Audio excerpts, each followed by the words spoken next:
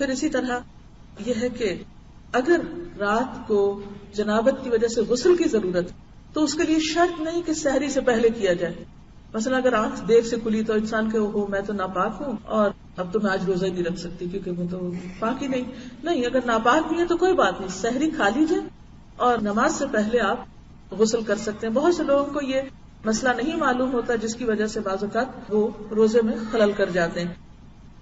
حدیث میں آتا ہے کہ نبی صلی اللہ علیہ وسلم کو بعض اوقات اس طرح فجر ہوتی کہ آپ جنابت کی حالت میں ہوتے, آپ سحری کھا لیتے اور اس کے بعد غسل فرماتے, یعنی فجر کی اذان کے بعد بھی آپ نہا سکتے ہیں.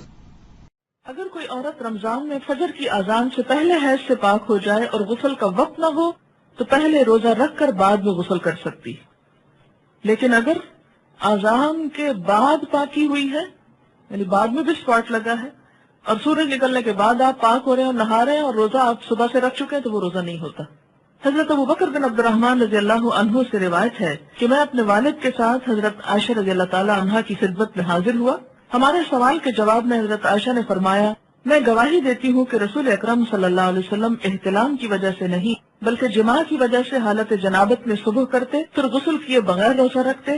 اس کے بعد ہم دونوں حضرت ام سلمہ رضی اللہ تعالی عنہا کی خدمت میں حاضر ہوئے تو انہوں نے بھی ایسا ہی فرمایا. اس سے کیا پتہ چلتا ہے؟ حالت جنابت میں سحری کھائی جا سکتی ہے اگرچہ نماز سے پہلے نہانا ضروری ہے, پھر نماز نہا کے پڑھی جائے گی. اسے بخاری نے روایت کیا ہے.